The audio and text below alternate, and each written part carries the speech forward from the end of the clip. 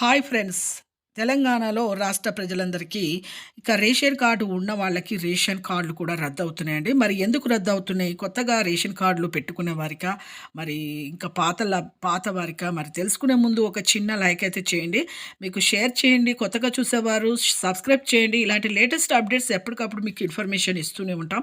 ఇక లేట్ చేయకుండా అయితే వీడియోలకైతే వెళ్ళిపోదాం ఫ్రెండ్స్. ఇప్పుడు ఉన్న ప్రస్తుత ప్రకారం అయితే పాత రేషన్ కార్డు ఉన్న వారికి 2,00,000 పైనే ఇక రేషన్ కార్డులయితే ఇక కొట్టివేయడం జరుగుతుంది. రద్దు చేయడం జరుగుతుంది. ఎందుకంటే మీకు ఈ జనవరి ఎండింగ్ 30 లోపే మీరైతే వేలిముద్రలైతే వేసుకోవాలండి. ఎవరైనా రేషన్‌లో మీకు సభ్యులు కొంతమందికి మ్యారేజెస్ అయ్యి ఉంటాయి. కొంతమంది చనిపోయి ఉంటారు.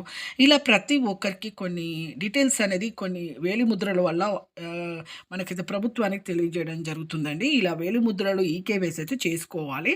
అప్డేట్ చేసుకుంటేనే వాళ్ళకి ఇన్ఫర్మేషన్ అనేది తెలుస్తుంది. మీ ఫ్యామిలీ మెంబర్స్‌లో కొంతమంది ప్రతి ఒక్కరు ఈకేవైసీ అయితే వేలిముద్రలు ఈ నెల 30వ తేదీ చేసుకోకపోతే 2,00,000 పైనే పాత రేషన్ కార్డు ఉన్న వాళ్ళైతే రద్దు అయిపోయాయండి. వెంటనే అప్డేట్ చేసుకోండి. అప్డేట్ చేసుకోవడం వల్ల మీ ఫ్యామిలీ మెంబర్స్ ఎంతమంది ఉన్నారో వాళ్ళకైతే డీటెయిల్స్ అయితే తెలుస్తాయి.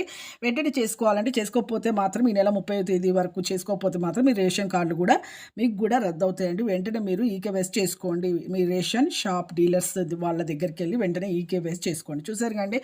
ప్రతి ఒక్కరైతే ఈ యొక్క ఛానల్ లేటెస్ట్ అప్డేట్స్ వీడియోస్ అయితే ఎప్పటికప్పుడు మీకైతే అందిస్తూనే ఉంటుంది. ఒక చిన్న లైక్, షేర్, సబ్స్క్రైబ్ మాత్రం చేయండి. Thanks for watching.